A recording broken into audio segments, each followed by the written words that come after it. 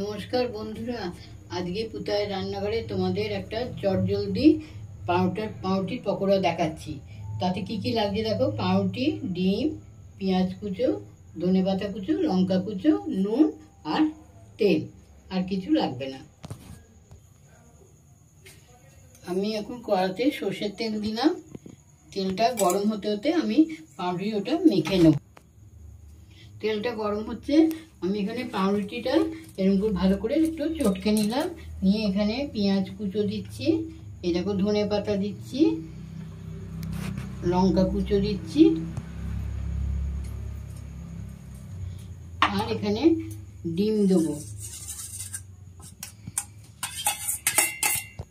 আর একটুখানি লবণ দেবো। এবার এটা আমি চটকে তারপর তোমাদের দেখাচ্ছি আবার করে নেবো। হ্যাঁ, এরকম এটা চটকে নিয়ে এরকম হয়েছে দেখতে। এবার আমি পকোড়াটা ভাজবো। এর তেলটা গরম হয়ে গেছে, এবার আমি পকোড়াটা ছাড়ছি।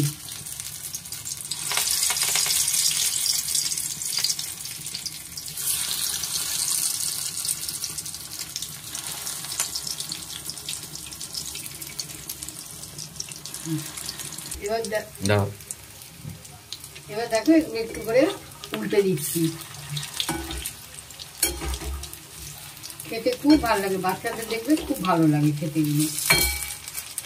লঙ্কাটা বুঝে দেবে বাচ্চারা খেলে। এবার আমি গ্যাসটা অফ করে দিলাম। এবার এগুলোকে আমি তেল গরম থাকাতে তুলে নিলাম, নাহলে তেলটা বড্ড টেনে যাবে। এটা চায়ের সঙ্গে একটু সস টস দিয়ে খুব ভালো লাগে খেতে।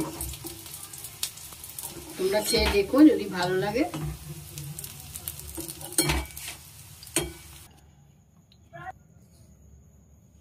এবার দেখো আমার এই পাউরুটি পকোড়া হয়ে গেছে।